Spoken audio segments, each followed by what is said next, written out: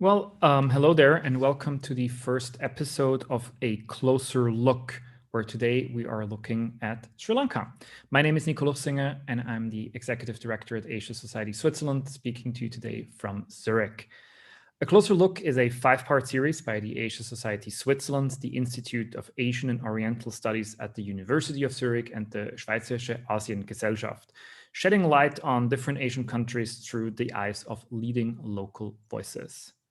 All episodes follow the same structure. We start off with a brief introductory presentation on the country, followed by a set of standard questions that we ask every speaker in every episode, followed again by a conversation moderated by me or by, for the next episode, Simona Grano of the Institute for Asian and Oriental Studies at the university.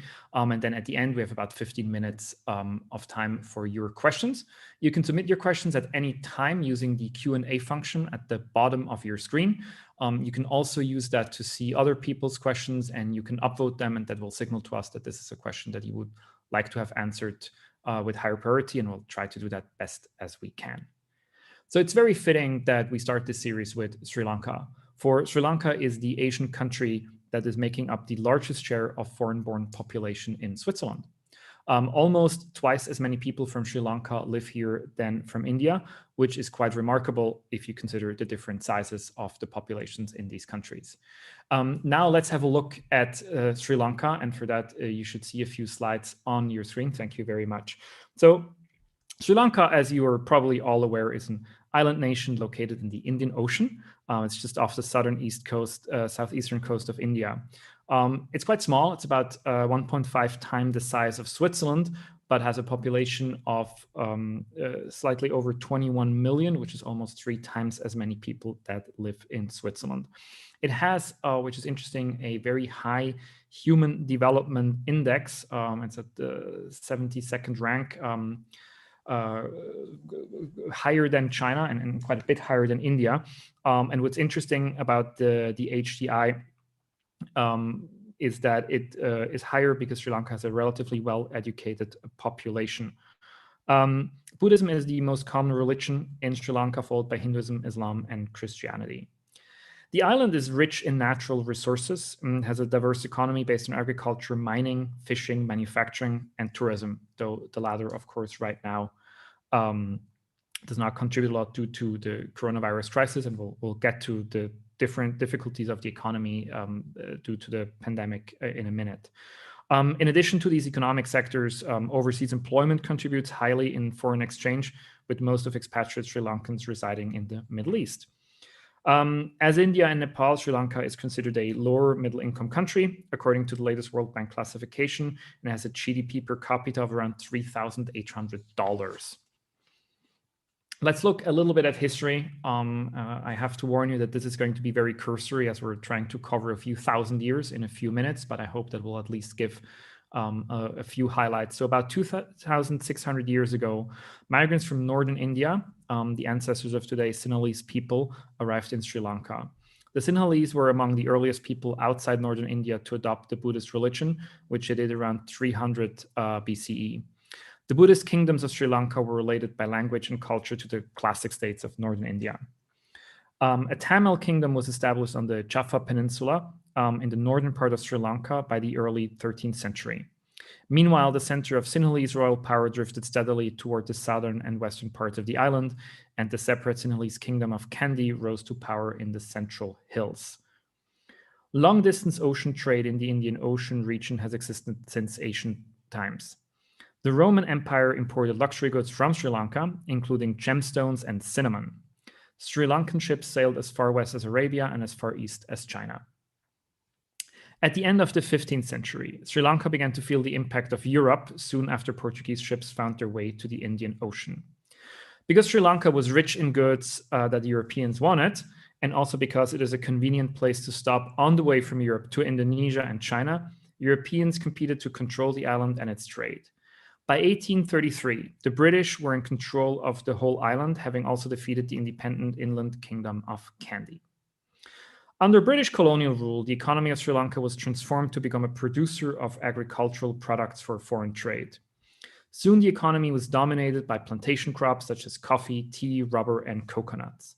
The British authorities also encouraged the migration of Tamil laborers from southern India to Sri Lanka to work on the plantations.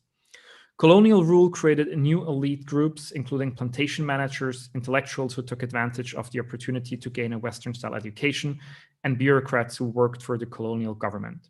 But ethnic problems continued to complicate Sri Lankan national life. On becoming an independent nation in 1948, Sri Lanka, formerly called Ceylon, seemed to be headed for a future as a stable and prosperous democracy. Since the 1970s, however, the country has been torn by violent struggles between the two main ethnic groups, Sinhalese and Tamils, and has been marred by continued political violence. Governments have faced popular pressure from the Sinhalese majority not to make concessions to the Tamil minority, and Tamils, on the other side, have agitated for more autonomy. The civil war, as I'm sure you're all aware, ended in 2009 with the military defeat of the Tamil Tigers. And that campaign was led by now President Gotabaya Rajapaksa, who was back then the secretary to the Ministry of Defense and Urban Development under the administration of his brother, the former president and now Prime Minister Mahinda Rajapaksa. Gotabaya Rajapaksa won the presidential elections in November 2019 after the horrible Easter Sunday attacks in that year. With that brief overview of the country, let me now turn to the two speakers that are joining us today to shed some more light on Sri Lanka. Joining us both from Colombo, the capital of Sri Lanka, are Bhavani Fonseka, who is a senior researcher and attorney at law with the Center for Policy Alternatives in Sri Lanka. Her work has revolved around assisting victims and affected populations across Sri Lanka, legal and policy reforms, and public interest litigation. Bhavani is also a fellow of the Asia 21 program of the Asia Society. And also joining us is Ambika Satkunanathan, who is currently an Open Society Fellow. The Open Society Foundation supports work on justice, democratic governance, and human rights. From 2015 to 2020, she was a commissioner of the Human Rights Commission of Sri Lanka, where she led the first ever national study of prisons. And prior to that, she functioned as the legal consultant to the UN Office of the High Commissioner for Human Rights in Sri Lanka. Bhavani and Ambika, thank you very much for both joining us today. And we should see you both now. Ambika, we see you, and Bhavani here as well. Great to have you both. Thank you. Thank you. So as I said, we are starting these conversations with some standard questions. We're trying to keep a high pace. I would ask for short answers from both of you. And we've tried to make these questions very easy. Bhavani, I want to start with you. If you look at Sri Lanka's strengths and what concerns you most about the country, what are the things that you would highlight? I would say the first one is that Sri Lanka is stunningly beautiful, and those who visited would know that, from its beaches to the hillside. So it's just one of those really remarkable countries. It's also a country that has such diversity in terms of the people, the religion, but I'm personally a foodie, so also just want to make the flag the fact that the food in Sri Lanka is just unbelievable. Nothing else really compares. So there's some real strengths here. But in terms of also concerns, as you've also highlighted, we've had cycles of violence and just a lot of questions. I think we'll go into it during the conversation in terms of questions into the future. And that's something that's of serious concern, and I'll just keep it at that because I think we'll get into it later. We absolutely will. We'll also get at the very end a little bit more into the food question, though, which I'm excited about. Ambika, is there anything you wanted to add in terms of strengths and concerns? I think we'll just move on so we have time for more questions. Excellent. So then let me just throw the next question at you. If I give you only a few words, how would you judge the current state of Sri Lanka, especially regarding the societal and political state? How is the country doing? And of course, we're in a pandemic, so I would imagine that would factor in as well. Well, where society is concerned, I think I would say diverse, talented, but also now enduring a lot of hardship. Politics is majoritarian, ethno-nationalistic, and quite despairing. I think that's how I would describe it. Perfect. Thank you very much. Bhavani, this is a question I like asking people about lots of things. In your view, what is the biggest misconception people have, non-Sri Lankan people have about the country? What do people usually get wrong about Sri Lanka? Well, I don't think one can answer that in like a sentence, because it depends where people are coming from as well. But at the moment, there is, I think with the pandemic, the war, the Easter Sunday attacks, there is this belief that Sri Lanka is also very an insecure country. And I think that can be contested. I think there are different experiences to it. Definitely, there are a lot of questions around what's happening. But at the same time, I want to also convey this part that Sri Lanka is also, it's a country that has many positives, but unfortunately, there are a lot of negatives as well. Thank you.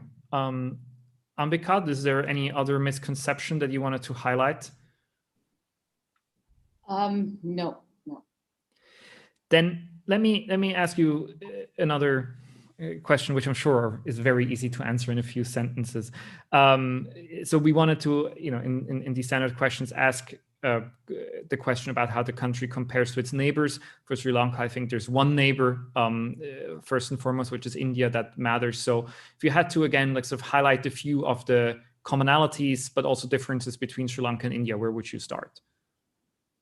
Well, I think we do have a lot of commonalities, and particularly now, I think there are a lot of parallels in that, we have majoritarian, authoritarian governments, we have ethno-national politics, we have minorities, whose rights are being violated. And we also have oppositions that are not particularly strong. So I think in that sense, both our countries have a lot of commonalities. Also, where the pandemic is concerned, I think for us, India is a lesson because we are afraid that we might soon go down that trajectory. Where the differences are concerned, I think one is, of course, federalism, in that it's a federal country, and that is something that we have been struggling with.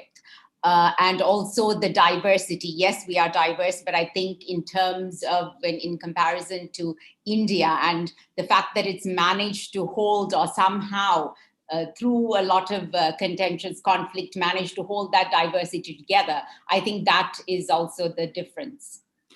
And let me maybe ask you this. This is not one of the standard questions, but I'm curious nonetheless. So Sri Lanka is a small country that has a very big country as a neighbor. And I'm here in Switzerland. Of course, we are also a small country, and we have a neighboring country to the north, Germany, that's significantly larger, but culturally there are a lot of similarities. So I'm curious about, like, how does the relationship between the two countries look like? Is it I know it's close. Is it amicable? Is there a lot of like rivalry or sometimes also resentment in it? How would you characterize the relationship? I think it is all of those things, because it is like, even in the region, there is that big brother syndrome, whereas everyone looks to India, but there's also conflict and resentment. And also in terms of Sri Lanka's ethnic conflict, India has historically played quite a pivotal role, which has also created sometimes resentment. And right now also, because of the China equation and the fact that Sri Lanka is getting closer to China, that's also causing a lot of tension. So it's a complicated relationship. All right, thank you very much. Last of the standard questions before we move into the discussion, and you both touched already on so many things that I want to follow up on. Bhavani, what is the one thing that people who are dialing in today or watching this on YouTube later on should know about you to better understand the views and perspectives that you have on Sri Lanka? Again, I think it's about the perspective, my own experiences. And so I will come from a very particular point of view. That doesn't mean that is going to be shared by everyone, but I think hopefully this conversation will enlighten is that there's so many multifaceted dimensions, and there's no one narrative, no? So I think it's just recognizing there are just different voices, different perspectives at the moment. Excellent. Because there's something that people should know about you that is sort of shaping your views and experiences. I think it's the fact that as a Tamil woman in Sri Lanka, the ethnic conflict has impacted my life in many ways, from the time I was a child to until today. So I think those real life experiences do impact how I view things and how I work on human rights. I think that's important to know. Excellent. Thank you so much. So with that, sort of after those short introductory question, let's sort of jump into the conversation. And again, you know, we've touched upon the conflict a couple of times already. It's been 11 years now since the end of the civil war.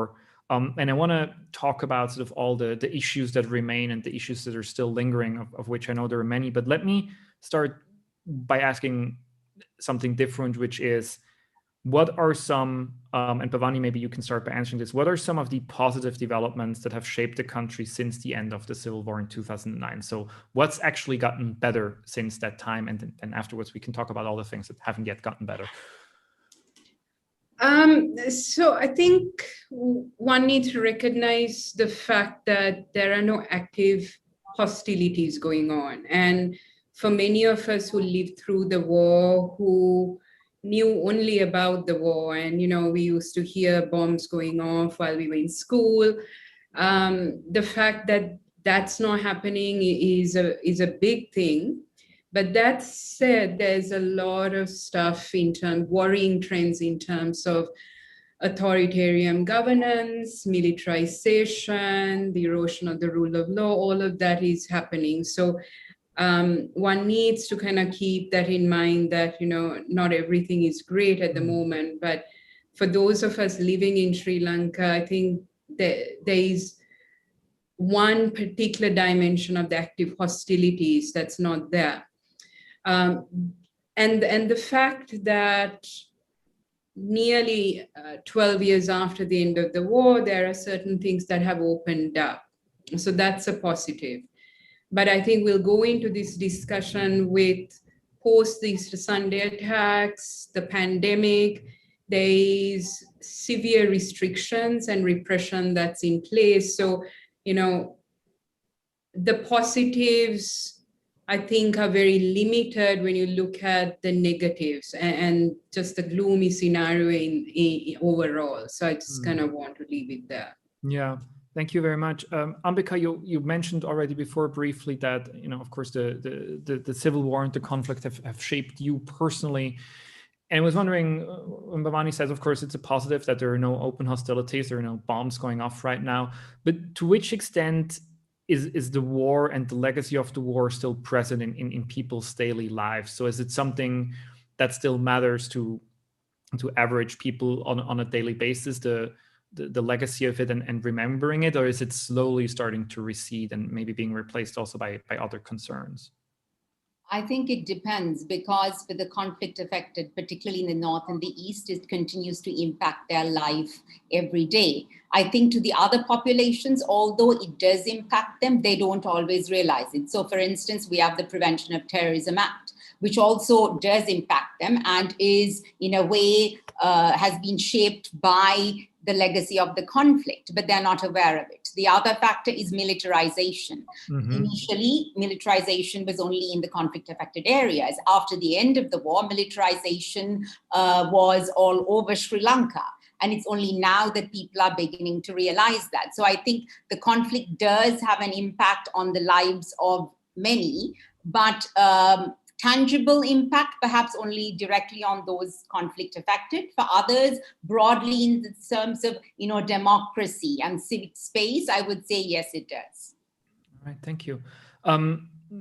Bhavani, you touched upon this again also a little bit before. I'm asking this because the United Nations Human Rights Council, Sri Lanka just reported on human rights issues. So if we, and I think you both kind of made this point that, you know, there's not war and peace are not a black and white issue, but maybe it's more of a spectrum where Sri Lanka has been moving more towards sort of the peace side, but is not yet there. So where would you, on this balance between real peace and open conflict, where is Sri Lanka right now, and do you feel it's still moving in the right direction?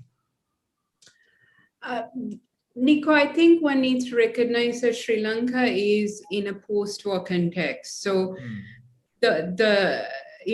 there's unfortunately nearly 12 years after the end of the war, those root causes are still sustained. And what we have seen in the last few years is the fact that the fear that many faced during the war is very real now. And the one thing I think we need to be very, very aware is the new target that we're seeing since in the last few years is the Muslim community in Sri Lanka. They are facing multiple attacks.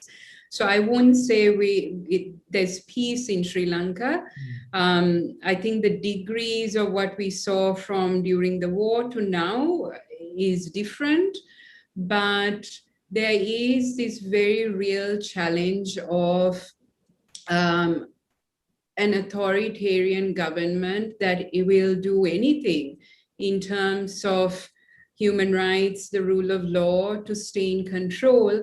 And the response we've seen with the pandemic is a very clear indicator that there's really, even the democratic processes, institutions that are in place are facing severe attack. And I speak as a lawyer here. We've been in the Supreme Court challenging some of these practices. It's one of the most worrying times in Sri Lanka in the post-war setting.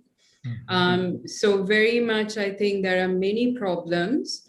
It's just different dimensions, and recognizing the fear that is being created, the levels of hate that is coming up especially since the Easter Sunday attacks in 2019 are very real, and those things we really need to confront. Let's maybe just continue right there, because again, the Easter Sunday attacks from 2019 have come up a couple of times already in the conversation, and they seem to me, from a very far away point of view, have been some kind of turning point in terms of domestic politics. Ambika, would you agree with that? And sort of maybe can you talk a bit about sort of the attacks and the political effects that they've had? I would say, once again, yes and no. In some ways, it was a turning point because I think it enabled the current regime to come to power, because they pointed to that as a failure in security and failure of the government to take action.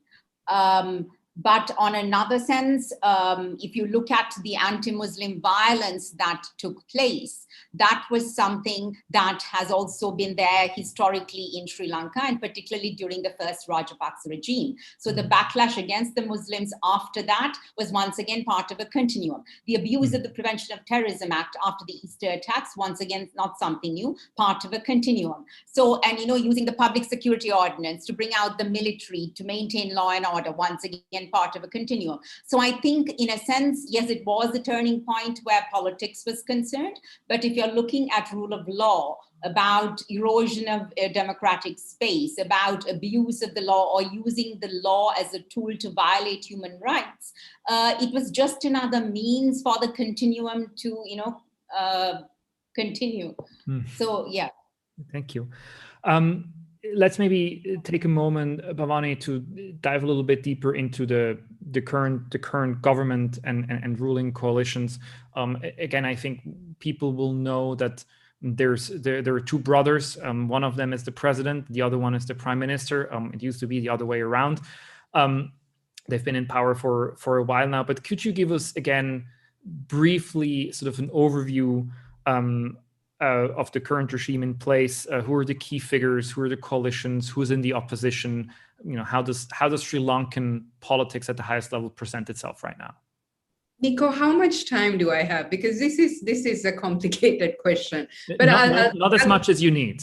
Yeah, no, I'll keep it short. But there's more than two brothers. I think that's something we need to be very clear is the Rajapaksa family is very much in control. The president, Gotabaya Rajapaksa, his elder brother, Mahinda Rajapaksa, who was formerly the president, is now the prime minister. You have another brother who is also in government, who was formerly a speaker, and then the youngest brother who is not in an official cabinet post, but very, very influential in government. So 4 brothers. And then you have the children of some of these brothers also in particular positions. You have one in cabinet, another one who's a member of parliament, and then another who's a state minister. It's massive. The Rajapaksa family is very much a force to be reckoned with and has been a force to be reckoned with for a while. What we need to kind of keep in mind at this moment is the fact that the present government came on a very strong Sinhala Buddhist, that's a majority community vote base. And they speak to that. So the ethno-nationalism, the majority in politics come from that base. And there is, unfortunately, this rhetoric that is very much there that says it's a Sinhala Buddhist country. Unfortunately, it speaks really against the diversity that many of us cherish in this country. But one aspect that one needs to be really mindful is that there is an unprecedented number of former and serving military officials in this government. And many who are close to the president, he has a military background, so that militarization and military as dimension of government from key positions in secretaries and other institutions to the pandemic response has been very much influenced and dominated by the military. The other one aspect I think we need to be very mindful when we are talking about politics in Sri Lanka at this moment is in August 2020, we had the elections, this government received a significant majority, and they're using that to push policy saying the mandate has been given by the people, and this is the policy dimensions we're going on. And in that, within a couple of weeks, they pushed passed a constitutional amendment that centralized further powers with the executive presidency. And we now have a very, very powerful president who can really override even parliament. And what we saw in 2020 was 5 months where we didn't even have parliament sitting. And the excuse was there's a pandemic. And they ignored the fact the constitution provides for emergency situations where parliament can be in sitting. So we now have, under the Rajapaksa family, a very strong executive presidency and a presidency that's very much supported by former and serving military officials, in a nutshell.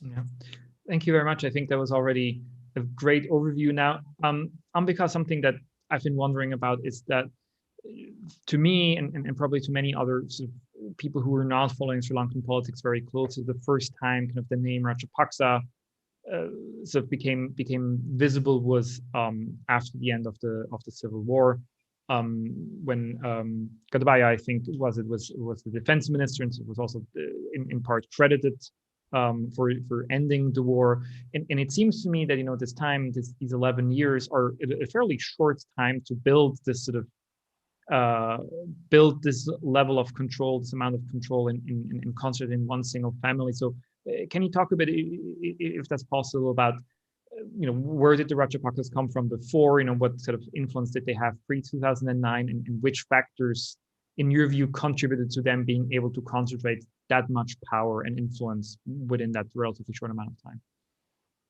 I mean, they've always been a political family, and Mahinda Rajapaksa, as you know, was part of also the previous government, Chandrika Bandaranaike Kumaratunga's government, and he was Minister of Fisheries. And so then he stood for elections and came to power. And I think they have been very smart, because what they have done is two things. I think one is tapped into the existing culture of Sri Lanka, which is very patronage driven, and which is rather feudal. So they've been able to tap into that, and also in a way posited themselves as people who are giving voice to the rural masses. So they portray the previous governments as, for instance, the Ranil Wickremesinghe's government as elitist. They're all Colombo based, etc. So in a way, there's also this class dimension that comes to that. Plus, they've also consolidated in terms of their relationship with the military. I think so. They've been very strategic in that.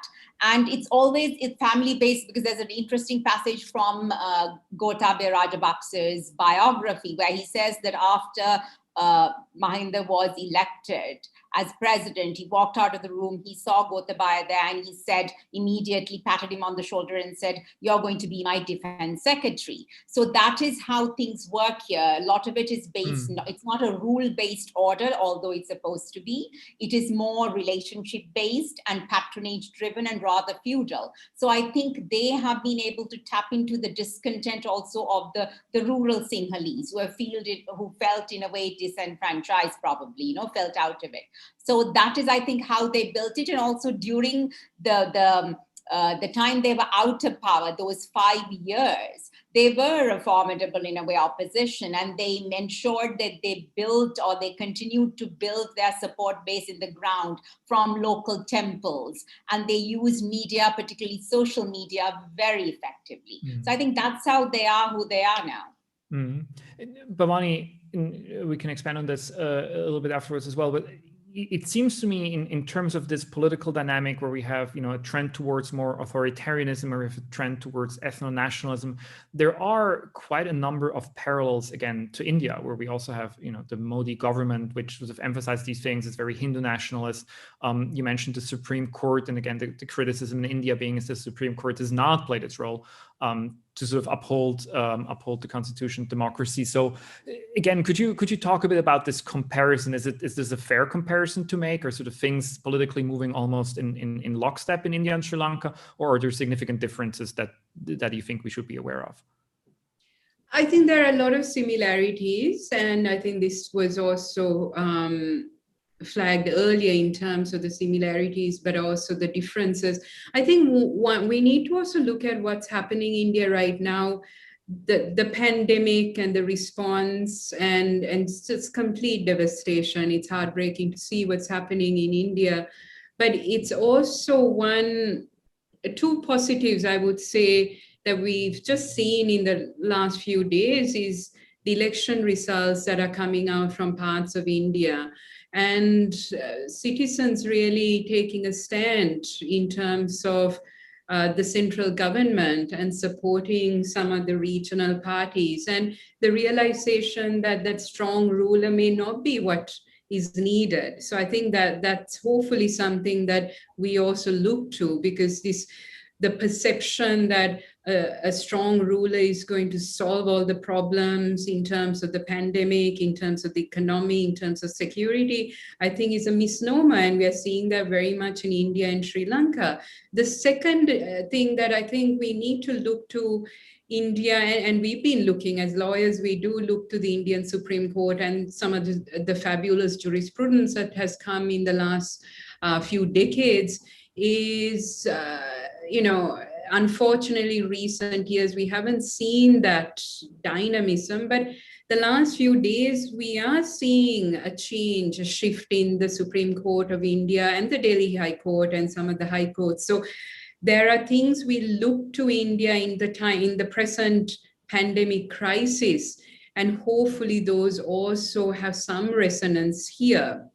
But one, I think, thing that we also need to look to India is the the resilience of civil society, the media, the citizenry, they've had a strong leader for some time now, and the pushback has been there. Sri Lanka can take lessons from that. We have taken lessons, but I think there's some things that we need to learn much more. So there are things that I think we can look to India in terms of some positive things. Thank you. And let me get back to also I think you're touching on an important point there in terms of the importance of civil society, of course. Let's come back to it in a minute. I did want to address one last issue, maybe in terms of the political and foreign policy dimensions, especially. I know that the first Rajapaksa government especially sought to deepen the relationship with China quite a lot, also sort of, defining itself a little bit in contradiction to India. Ambika, is the pendulum swinging back a little bit again? Does the government try to sort of balance its relationship between those two Asian superpowers, or would you still say that there's a stronger connection between Sri Lanka and China than there used to be? Yes, it doesn't seem like Sri Lanka is balancing its relationship at all, going by what is happening here. Like, for instance, we have not just the fact that we did a 1.5 billion currency swap, but also because Sri Lanka did not wish to go to the International Monetary Fund.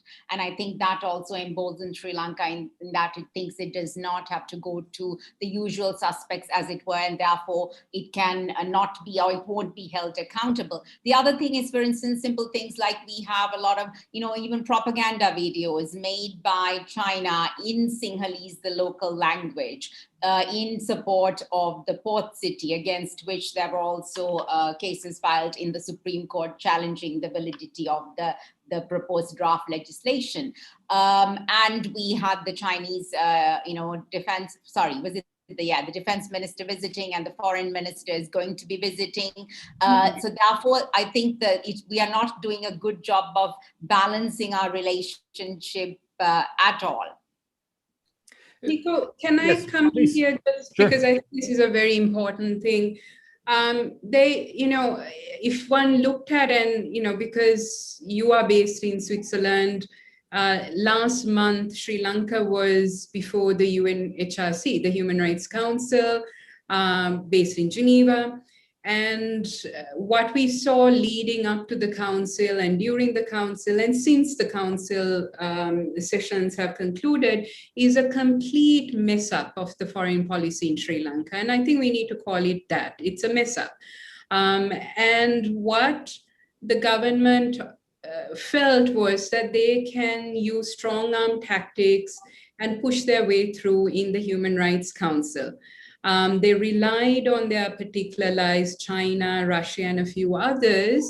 And I think the vote was one of the most dismal performances where the international community called out Sri Lanka and said, look, your human rights situation is atrocious. You cannot just make excuses. So I think that there's something to look into that. But there is one thing we need to recognize is the Belt and Road Initiative, which has a huge presence in Asia, is going to be something we need to factor in. Its impact in Sri Lanka, its impact in the region, and how that's going to play out in the future. So that's something we really need to think through. On the port city, this is this new project that's coming up in Sri Lanka. Again, we could go into it a bit more later if people are interested, but we were in the Supreme Court challenging the constitutionality of some of the provisions in this bill, which is hugely problematic, because if the bill as it stands passes and becomes law, you're going to have a stronger president who can appoint individuals to a commission that basically can decide on lots of aspects in terms of governance in this area. But the most problematic in terms of, I think, for Sri Lankans is what is also the influence of particular actors outside who may have an influence. And China, the harbor company, is a big stakeholder at the moment in this project. So I think we need to really call this out, really confront it, because the foreign policy dimension of this government has just been a complete mess up, and it is extremely one-sided. Thank you, and let me follow up here, because you've talked a little bit about sort of the legal problems of all that, and of course the port in Sri Lanka, Hambantota, which is considered to be part of the Belt and Road, was built by a Chinese company, now is run by a Chinese company, has sort of become a symbol of the debt trap narrative, and has become, I think, a symbol of a lot of criticism towards China and the Belt and Road here in the West. And I was wondering, like, how did this narrative play out in the public discussion in Sri Lanka? Are people, would you say, worried? Is it something people talk about when we hear that these ports are being built by another country? Is that something people that are focusing on at all, or is the conversation not as present as one would expect?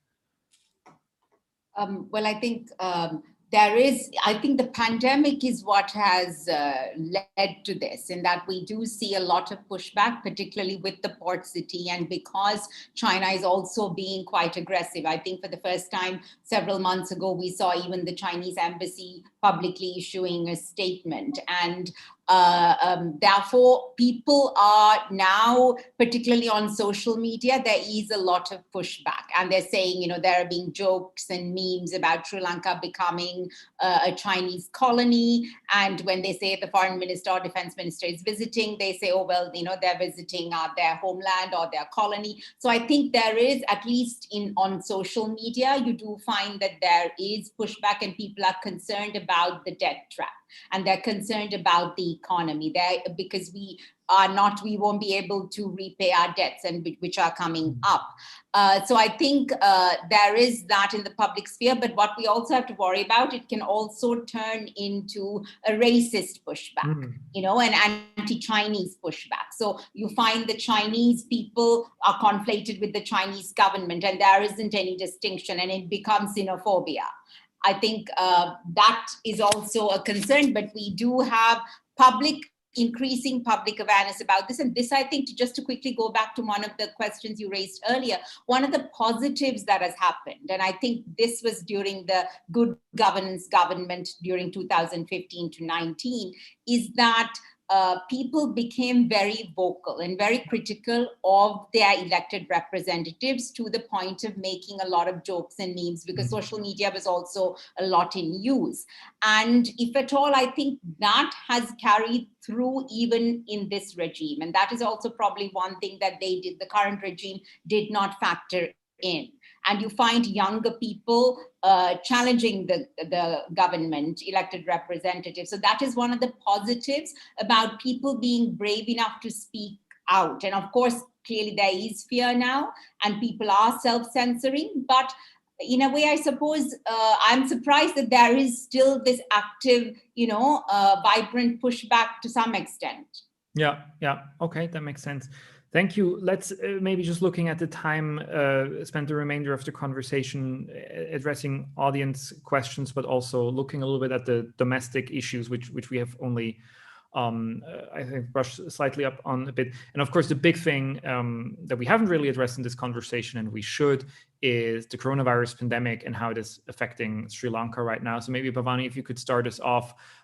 We talked about this a little bit in our preparation call, but give us a sense of how's the situation in Sri Lanka, how has the economy been affected, and how is just the situation for the average people in the country right now? Well, Nico, I want to be very clear. We're facing the third wave in Sri Lanka, and things are not looking good. But it's also not looking good because fundamentally, I don't think we have clear indicators as to the real situation in terms of numbers, in terms of those who are testing positive, the unfortunate situation of casualties. So without having a very clear picture, there's also reliance on what's publicly put out. So there is this problem in terms of, really, do we genuinely know the situation we are in? Now, That said, the numbers that at least made publicly available are very, very worrying. We are in the midst of the third wave. There are over thousands of cases tested every day in terms of what's shared in the public. And there's also, unfortunately, deaths on a daily basis. That all said, the restrictions in terms of or informing the public as to steps that should be taken, restrictions that are necessary in terms of public health concerns are very, very dismal. And there is a lapse in terms of communicating to the people as to what should be done and precautions that should be taken. Now, compare this to last year in 2020, when there was a national lockdown and there were much more stringent steps taken, extra legal steps taken. Many of us were even in court and challenging some of the measures taken. But so there is this kind of, at one level, complacency, but at another level, I think just a mishandling by the authorities as to what's happening now. And it speaks to this whole model the government was pushing, is that this technocratic government, a strong leader, military-style governance that was going to solve problems. But the pandemic, unfortunately, has really tested this and shown that you need the professionals, health professionals, leading the response. And unfortunately, that's not been the case. So we are in a very, very dire situation. And looking to India, one really worries whether when it really peaks, are we prepared in terms of handling the health crisis in Sri Lanka? And it's not looking good. Thank you very much. And maybe just to follow up here on this, you mentioned, sort of the government's response and the failure that it included. And it seems to me it's still early days, but again, comparing to India, that now we are seeing, partially because of the response to the pandemic from the government, from the Modi government, which was clearly inadequate, that there is, and you mentioned the elections in several states, including West Bengal, some pushback towards these policies. Ambika, do you see something similar in the cards for Sri Lanka? So could the response to the pandemic from the government and its failings actually sort of be a catalyst for broader political unrest and problems for the current government? Well, it could be, because particularly because of the adverse socioeconomic impact. Now, when we even had the full lockdown, the daily wage earners were severely affected. The small and medium industries were affected, and the government has done little to actually help them. And that has continued because tourism as an industry, we don't have that. The migrant workers, there's problem. Many of them are stuck in other countries, so they also have to be repatriated. So that is also a source of income that has been we've been deprived of. The pandemic, the virus has been it's spread quite rapidly in also many of the garment factories. Once again, that is the source of income. So I think what this has highlighted is also that the government as a whole, and not just government, in a way the state and successive governments, they have ignored the people who actually bring us the foreign economy, because they are from marginalized communities. And I think that is what the pandemic has highlighted. And what you've seen is that in a lot of cases, there is quite a bit of pushback. Once again, we see this, for instance, when they locked down certain areas, the people were, what they told news channels was, and this is what you have done to us. And that you found even the free trade zone workers, for instance, they said the same thing. So I think it is only when they are personally affected that people become critical of the government. And it's not because it's ethno-nationalist, it's not because it is majoritarian, it is only because it is not serving the needs of the people who voted for it. Thank you. Let me maybe bring in some questions from the audience. There are quite a few that I think we've managed to cover already, but there's two that I want to bring in as we sort of come slowly to the end of this conversation. The first one, Bhavani, that maybe you could take a stab at, is the question regarding sort of the militarization of the country, and the question asked, is it possible that the military could gain more influence and power in the future and could even be a threat to the current government? So is there essentially a military coup in the cards, and should the Rajapaksa regime be worried about that? So on the militarization and prospects for the future, one needs to realize this government is very much hand in glove with the military. And though, as I said, the president has a military background, the Secretary of Defense, I would say one of the most powerful individuals in this government, he comes from a military background. And the person who's heading the National Center on the pandemic response is the present army commander. So very much the military is working with the elected representatives. And I would say what's kind of something to look to is whether there will be more and more, and I say more and more, coming through electoral politics, is we now have in parliament several who have a military background being elected to parliament. And whether that's something to watch in terms of, there may not be a military coup per se, but there may be this kind of more and more acceptance by the populace that we need those with military expertise to come in and govern. And a survey in our institution, we do polling, and one of the institutions that's most trusted in Sri Lanka is the military, more than some of the other institutions. So this is something we need to really keep in mind, that because there is rampant corruption, because there are failures in governance, and there is really very limited trust in institutions at the present moment, people are looking to alternatives, and they feel the military might be that solution. That said, I think the pandemic is testing us in very, very different ways. And this model that was pushed out, this military style governance or technocratic governance, that's being tested because the government is not doing a good job in responding to the pandemic. So we are in very interesting times, but I think there's also a lot of issues that are coming out because of the political situation in the country. Thank you. Let me bring in one last question from the audience, which is a specific one, but one I think is interesting. So the questioner says that he has read quite a bit in 2019 about fishing conflicts between India and Sri Lanka, and he was asking if the fishing conflicts are still going on and what impact they're having on India-Sri Lankan relations. I have to admit, I have not read about the fishing conflicts back in 2019, but maybe Ambika, you want to briefly comment on that? Yes, I mean, that is an issue that is still ongoing.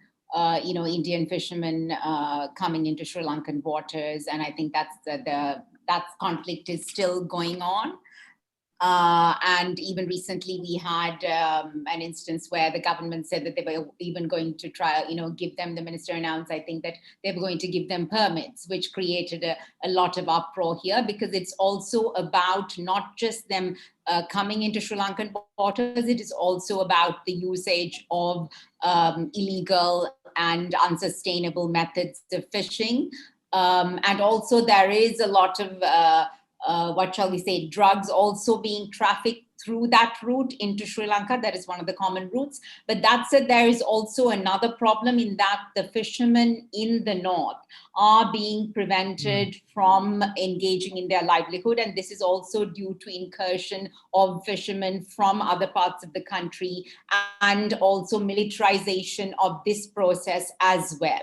I think, so that's another quite a complicated topic, but I think The fact that the military, also the Navy, is involved in certain aspects of it. The fishermen coming from other parts of the country are allowed to go in at certain times. The times that these fishermen are allowed to go in is restricted. So I think it's the fishermen in the north are severely impacted, not just by the Indian fishermen coming in, but also from other parts of the country going there. So it's a long-standing problem, complicated one, and one that it doesn't look like it's going to be resolved anytime soon. Thank you very much. We're almost at the end of this conversation. This has been tremendously insightful. I think we've touched on a lot of complicated and fraud issues, and the wonderful job outlining them for us. Let's end, after discussing the militarization and superpower conflicts and the pandemic. Let's end, if I may, on a slightly lighter note, with two more sort of standardized questions that we have for this series. And the first one, and I'd love for either of you to answer, is if we're able to come visit Sri Lanka, and I do sincerely hope that this will be very soon again, where should we go and what should we eat? And I know it's hard to pick one of each, but if you could just point us towards your favorite place in the country and your favorite meal, we'll make sure to take note and act on those recommendations as soon as we can. Bhavani, do you want to go first? I was going to say there's no one place, but I'm a beach person, so I would say if you can try to go to the beach. But that said, the hill country, the rest of the country is beautiful. So don't choose one place. Try to be here for a few weeks and travel as much as you can when you can. I think that's going to be the challenge, and there's just stunning locations. In terms of the food as well, there's just too many. But I would say the rice and curry is something just you must have, and so many other things. But anyone interested to come, let me know. I'm a foodie at heart, so I'm happy to give further tips. Thank you very much. Ambika, where is your favorite place in the country, and what should we eat once we get there? Well, I would agree with Bhavani. I mean, it's not just one place. So I think they should, travel as much as possible, because it's a very beautiful country and different parts have different kinds of beauty. Where food is concerned, I would say hoppers. Hoppers are really great and I love them. And the other thing that I love is vatlapam, which is a dessert that is made by the Muslim community. Can you briefly explain to people what hoppers are? I think I remember them as some like crispy omelet type thing. Well, kind of, maybe. It's made out of rice flour and it has a crispy outer kind of shell and a milky inner shell if it's milk hoppers. And you can put jaggery in the middle on top of the milky middle. All right, that sounds amazing. Thank you very much. As we come to the end of this conversation, the next episode of A Closer Look will feature Uzbekistan. And we wanted to ask either of you, I'm not sure how familiar you are with Uzbekistan. I'm not at all. Would you have a question that we could ask our speakers that will join us in 2 weeks' time on the conversation in Uzbekistan? If there's one thing that you always wanted to ask about Uzbekistan, Bhavani, what would it be? I read the flyer, and one of the things I'd like to know from the speakers is, civil society work and how they've managed to keep their work under challenging times. What are the strategies used? But more on a tourism note, I've always wanted to visit Uzbekistan in terms of the history and the connections to the Silk Road. So maybe ask them again where to visit and what to see as well.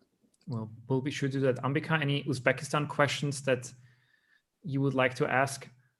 Well, once again, I read the flyer and I saw that they call it a quiet revolution. So I would like to know what lessons they will also learn from other countries and even from, let's say, Sri Lanka, because sometimes quiet revolutions work and sometimes they don't. So I think I would like to hear a little bit more about that from them and how they see it panning out.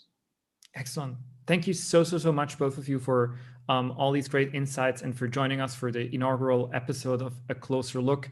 Bhavani Fonseka, Ambika Satkunanathan in Colombo. This was highly insightful. Thank you everybody for joining us today and for all your great questions. And of course, Bhavani and Ambika, we do hope that you and your family stay safe in the midst of the pandemic. And we sincerely hope, though the data kind of unfortunately goes in the opposite direction, that it does not get worse, and in fact will get better very quickly in Sri Lanka. Thank you again for joining us today. As I've mentioned, the next episode of A Closer Look will feature Uzbekistan in 2 weeks' time. That is May 20th, if I'm not mistaken. All information is on our website, and we hope that you will join us again for a look at this country. And thanks to Bhavani and Ambika, we already have some great questions lined up for our speakers then. Have a wonderful continuation of your day, and